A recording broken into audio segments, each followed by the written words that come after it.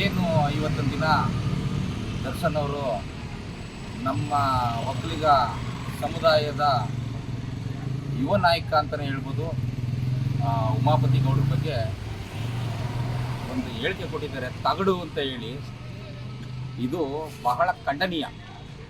ಏನು ಇವತ್ತು ಕನ್ನಡ ಚಿತ್ರರಂಗದಲ್ಲಿ ಅಣ್ಣವ್ರು ಹೇಳಿದ್ರು, ನಿರ್ಮಾಪಕರನ್ನ ಅನ್ನದಾತರು, ಅಭಿಮಾನಿಗಳನ್ನ ದೇವರು ಅಂತ ಕರೆದಂಥ ಈ ಚಿತ್ರರಂಗದಲ್ಲಿ ಇವತ್ತು ನಿರ್ಮಾಪಕರನ್ನ ತಗಡು ಅನ್ನೋ ಲೆವೆಲ್ಗೆ ಬಂದಿದ್ದಾರೆ.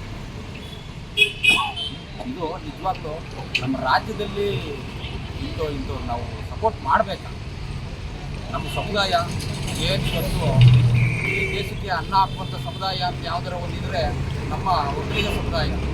ಈ ಒಕ್ಕಲಿಗ ಸಮುದಾಯ ಏನು ಅಂದರೆ, ನಾವು ಗದ್ದೆ ಕೆಲಸ ಮಾಡ್ಕೊಂಡಿರ್ತೀವಿ, ಕೆಣಕಿದ್ರೆ ಮುತ್ತಿಗೆ ಹಾಕಬೇಕು ಅಂತಲೇ ಬಂದರೆ RR ನಗರದಲ್ಲಿ ಒಂದು ರೋಡು ಖಾಲಿ ಇರೋದಿಲ್ಲ.